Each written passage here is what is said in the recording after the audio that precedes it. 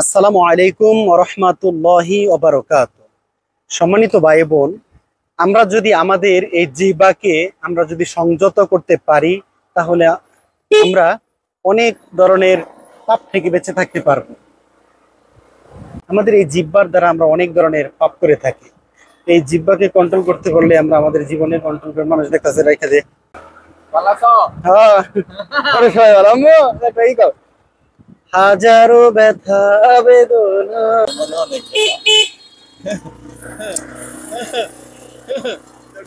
क्या क्या मी থাক তো থাক।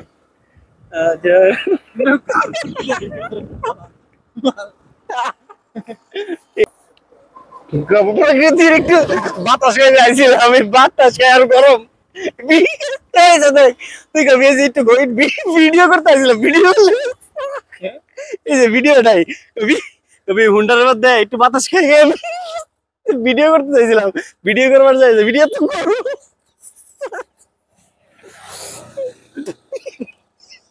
তুমি এই যে বাতাস খায় খায় ভিডিও করতে, এই যে তাল গাছ,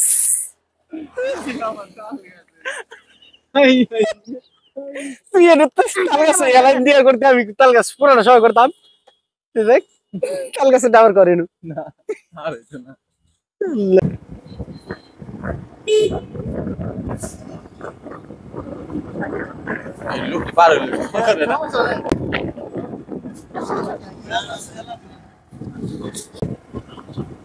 পরের গাছের কাঁঠাল দেখে ঘুপে মারছো তেল, একদিন কিন্তু বেজে যাবে তোমার জীবনের বেল।